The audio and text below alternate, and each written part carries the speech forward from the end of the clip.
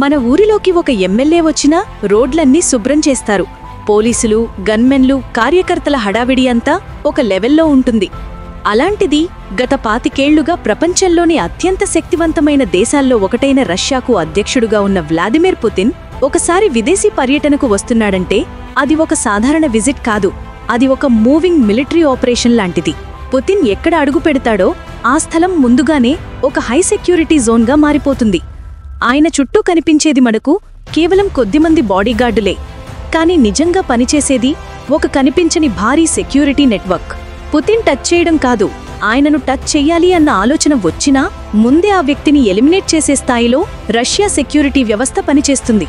ఆయన ఎక్కడికైనా వెళ్లినా తన own security team, own vehicles, own food system, ఇంకా షాకింగ్గా చెప్పాలంటే తన ఓన్ మొబైల్ టాయిలెట్ కూడా వెంట తీసుకెళ్తాడు.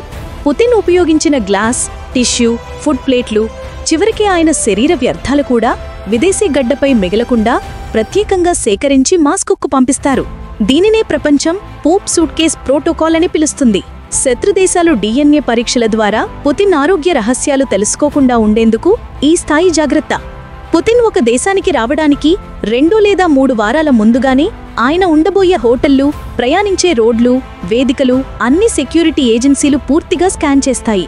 హోటల్ రూంలో ఉండే ప్రతి వస్తువును శానిటైజ్ చేస్తారు.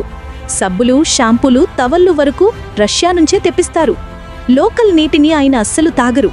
తాగే నీరు కూడా సీల్ చేసిన ప్రత్యేక కంటైనర్లలో రష్యా నుంచి వస్తుంది. హోటల్లో ఉండే టెలిఫోన్ కూడా వాడరు. కేవలం ఎన్క్రిప్టెడ్ కమ్యూనికేషన్ లైన్ ద్వారా మాత్రమే మాట్లాడతారు. అవసరమైతే గదిలోనే ఒక ప్రత్యేక సెక్యూర్ కమ్యూనికేషన్ బూత్ ఏర్పాటు చేస్తారు. ఇక పుతిన్ తినే ఆహారం విషయానికి వస్తే అది ఇంకా ఎక్కువ జాగ్రత్తలతో ఉంటుంది. ఆయన కోసం వంట చేసేవాళ్లు తప్పకుండా గ్లౌజులు వేసుకోవాలి, రోజూ కొత్త యూనిఫామ్ వేసుకోవాలి. కూరగాయలు కట్ చేసినా ముందుగా పరీక్ష చేస్తారు. వండిన ఆహారాన్ని నేరుగా పుతిన్కు ఇవ్వరు.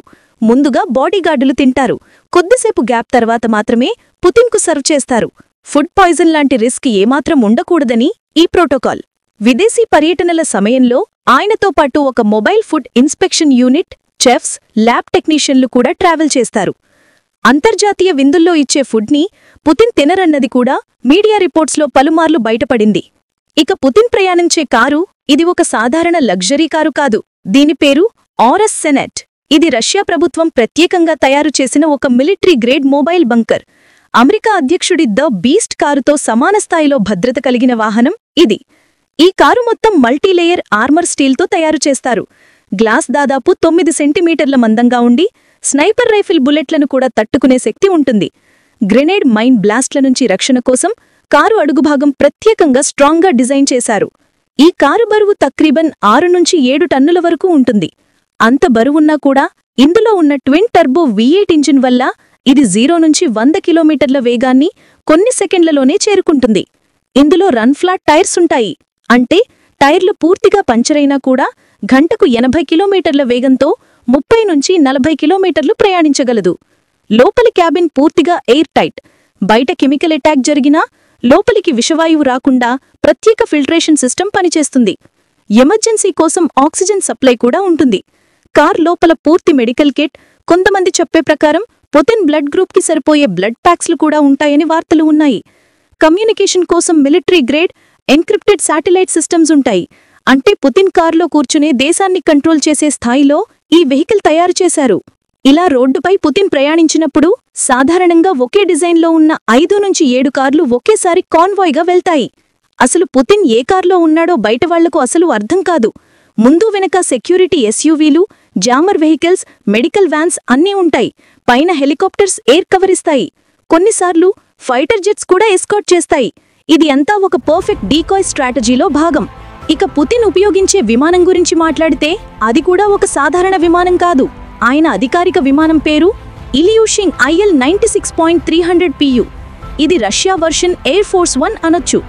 అవసరమైతే ఈ విమానం నుంచి యుద్ధ ఆదేశాలు ఇవ్వగల స్థాయిలో దీన్ని డిజైన్ చేశారు. దీని రేంజ్ ఒకసారి ఫుల్ ఫ్యూయల్ నింపితే 11,000 నుంచి 12,000 కిలోమీటర్లు నాన్ స్టాప్గా ప్రయాణిస్తుంది. మిసైల్ అటాక్స్ నుంచి తప్పించుకునేందుకు యాంటీ మిసైల్ సిస్టమ్స్ ఉన్నాయి. న్యూక్లియర్ ఎక్స్ప్లోజన్ వల్ల వచ్చే EMP ప్రభావాల నుంచి ఎలక్ట్రానిక్స్ను కాపాడేందుకు ప్రత్యేక షీల్డింగ్ ఉంటుంది. విమానం లోపల secure satellite communication, mini hospital, emergency medical facilities ఉన్నాయి. ప్రత్యేక bedroom, conference hall, office, dining area అన్నీ ఉంటాయి. ఇది నిజంగా ఒక ఫ్లయింగ్ కమాండ్ సెంటర్. ఇలాంటి స్థాయి భద్రత ఉన్నా కూడా పుతిన్ రోజూ తనపై వచ్చే ముప్పును చాలా సీరియస్గా తీసుకుంటాడు. అందుకే ఆయన చుట్టూ పనిచేసే కమాండోలు చాలా కఠినంగా సెలెక్ట్ అవుతారు. శారీరకంగా, మానసికంగా అత్యంత స్ట్రాంగ్గా ఉండాలి. నేపథ్యం, కుటుంబం, దేశభక్తి అన్నీ పూర్తిగా వెరిఫై చేసిన తర్వాతే వారికి చోటు దక్కుతుంది. వారు 24 గంటలు పుతిన్ కోసం తమ జీవితాన్ని అంకితం చేస్తారు. ఇంత కఠినమైన సెక్యూరిటీ మధ్య పుతిన్ విదేశీ పర్యటనలు చేస్తుంటాడు. ఒక చిన్న నిర్లక్ష్యం కూడా ప్రపంచ రాజకీయాలను మార్చివేసే ప్రమాదం ఉన్న నాయకుడు కాబట్టి ఆయన భద్రత విషయంలో రష్యా ఏమాత్రం రిస్క్ తీసుకోదు. అందుకే పుతిన్ ప్రపంచంలోనే అత్యంత కట్టుదిట్టంగా రక్షించబడే నాయకుడిగా గుర్తింపు పొందాడు. ఇప్పుడు మీరు చెప్పండి, ఈ మొత్తం సెక్యూరిటీ సిస్టంలో మీకు ఏ విషయం ఎక్కువగా షాక్ ఇచ్చింది? ఆర్ఎస్ కారా, ఫ్లయింగ్ కమాండ్ ఎయిర్ క్రాఫ్టా, లేక మొబైల్ టాయిలెట్ ప్రోటోకాలా? కింద కామెంట్స్లో తప్పకుండా చెప్పండి. ఈ వీడియో మీకు యూస్ఫుల్ అనిపిస్తే లైక్ చేయండి. ఇలాంటి మరిన్ని హై క్వాలిటీ ఇన్ఫర్మేషనల్ వీడియోస్ కోసం ఛానల్ను సబ్స్క్రైబ్ చేయండి. Thanks for watching.